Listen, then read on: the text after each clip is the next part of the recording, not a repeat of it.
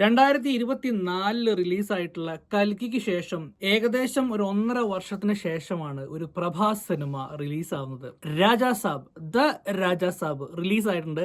അതിന്റെ വിശേഷങ്ങളാണ്. Welcome back to ജോട്ട് SPK.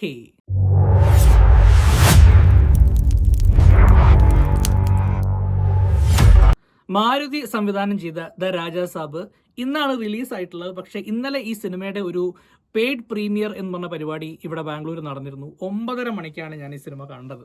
അപ്പോൾ ആ ഒരു തിയേറ്റർ വൈബ് എന്തായിരുന്നു എന്നുള്ളത് നിങ്ങൾക്ക് ചെറുതായിട്ടൊന്ന് ഞാൻ കാണിച്ചു തരാം.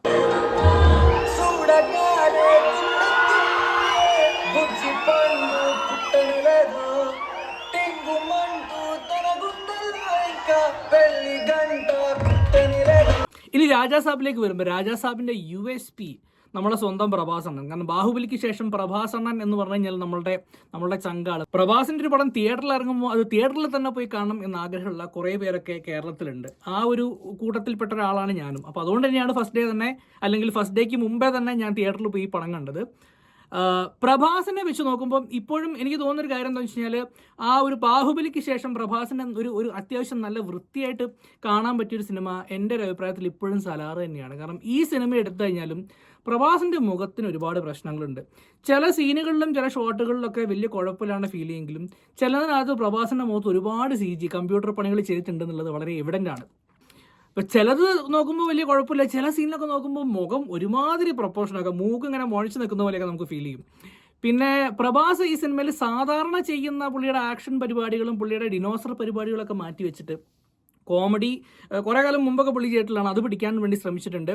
പക്ഷേ മുഖത്തിന് ഈ പറയുന്ന പോലെ മുഖത്തിനുള്ള ആ ഒരു ഫ്ലെക്സിബിലിറ്റി കുറവ് തന്നെയാണ് പുള്ളിക്കാരൻ ഈ കോമഡിയൊക്കെ ചെയ്യുമ്പം എനിക്ക് ഫീൽ ചെയ്തിട്ടുള്ളത്. കുറച്ചൊരു ഏച്ച് കെട്ടി നിൽക്കുന്നുണ്ട്. പക്ഷേ ഇത് മലയാളികൾക്ക് ഫീൽ ചെയ്യും. തെലുങ്ക് വേർഷൻ കണ്ട ആളുകൾക്ക് ഇങ്ങനത്തെ യാതൊരു പ്രശ്നമില്ലായിരുന്നു. കാരണം അവർ ഈ കോമഡി സീൻസ്, പ്രത്യേകിച്ചും കോമഡിയാണ് ഈ സിനിമയെ കുറച്ച് മുമ്പോട്ട് കൊണ്ടുപോകുന്നത്, അതവർ നന്നായിട്ട് എൻജോയ് ചെയ്യുന്നുണ്ടായിരുന്നു. ഇനി ഫാൻസ് ആയതുകൊണ്ടാണോ അല്ലെങ്കിൽ കയറിപ്പോയതല്ലേ ഒന്ന് ചിരിച്ചേക്കാമെന്ന് വിചാരിച്ചത് കൊണ്ടാണോ എന്നുള്ളത് എനിക്കറിയില്ല. ഇനി മറ്റ് വിഷയങ്ങളിലേക്ക് വരുമ്പം 3 നായകന്മാരുണ്ട്.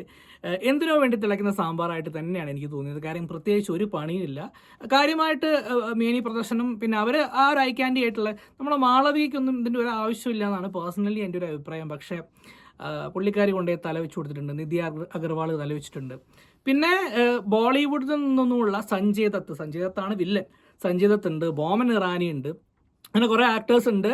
അപ്പം ഇവർ കോമഡി വെച്ചത് പണിത് മുമ്പോട്ട് കൊണ്ടുപോകാൻ ക്ലൈമാക്സിൽ പഠിപ്പിക്കാമെന്നൊക്കെ വിചാരിച്ച് പോയതാണ്. പക്ഷേ സെക്കൻഡ് ഹാഫ് വന്നപ്പോഴത്തേക്കും കുറേ ക്രിഞ്ച് സാധനമുണ്ട്. അതിനിടയ്ക്ക് ഇവർ ഈ കോമഡിയിനിടയ്ക്ക് ഇവരുടെ 3 പേരും മറ്റേ സരോജ് കുമാർ പറഞ്ഞ പോലെ നായകനെ ഇങ്ങനെ പ്രേമിക്കുന്നത് കാണിപ്പിച്ചിട്ട് നമ്മൾ ഓഡിയൻസിനെ അങ്ങോട്ട് എക്സൈറ്റ് ചെയ്യിപ്പിക്കണം എന്നുള്ളൊരു സാധനം ഉണ്ടല്ലോ, അത് വെച്ച് നീട്ടി അവസാനം ക്ലൈമാക്സ് എത്തുന്നതിന് മുമ്പ് നമ്മളെ കുറച്ചൊന്നും അങ്ങോട്ട് വലിപ്പിക്കും. ഈ പടം നന്നായിട്ട് വലിപ്പിക്കും. ക്ലൈമാക്സിൽ പടം കുറച്ചൊന്ന് ഉഷാറാവുന്നുണ്ട് ശരിക്കും. അതുവരെ ഉണ്ടായിരുന്ന CG അപരാധങ്ങളൊക്കെ, കാരണം CG തുടക്കം തൊട്ട് വൻ അപരാധമായിരുന്നു. ഇപ്പോഴും കമ്പ്യൂട്ടർ ജനറേറ്റഡ് ഇമേജറി ചെയ്യുന്നതിൽ ഇന്ത്യക്കാരെന്ന് ഞാൻ പറയുന്നില്ല, കാരണം നന്നായി ചെയ്യുന്ന സിനിമകളും ഉണ്ട്. എന്നാലും അതങ്ങോട്ട് ശരിയാവുന്നില്ല, അങ്ങോട്ട് കലങ്ങുന്നില്ല. പിന്നെ നമ്മളുടെ തമനെ സംബന്ധിച്ചിടത്തോളം തമൻ ഒരു സിനിമ ഒറ്റയ്ക്ക് സേവ് ചെയ്യാൻ പറ്റുന്നില്ല. തമൻ ഒരുപാട് തവണ പ്രൂവ് ചെയ്തിട്ടില്ല. ഈ സിനിമയിലേക്ക് വരുമ്പോൾ തമൻ്റെ കാര്യത്തിലും, അതായത് സ്കോറാണെങ്കിലും കുറേ റിപ്പീറ്റഡ് സ്കോറിങ്, ശരിക്കും പുള്ളി ഉറക്കം തൂങ്ങി ചെയ്തതാണെന്നൊക്കെ തോന്നിപ്പോകുന്ന രീതിയിലുള്ള കുറച്ച് സ്കോറിങ്ങും. പിന്നെയും ക്ലൈമാക്സ് സെക്കൻഡ് ഹാഫിലേക്ക് വരുമ്പം പുള്ളിക്ക് തന്നെ മനസ്സിലായി ഈ പടത്തിന് കാര്യമായിട്ടൊന്നും പണിതിട്ടില്ലെങ്കിൽ ഇത് ലാഗടിച്ച് മരിക്കുന്നത് മനസ്സിലായതുകൊണ്ട് പുള്ളി കേട്ടന്ന് പഠിപ്പിക്കുന്നുണ്ട്, പക്ഷേ കേൾക്കുന്നില്ല.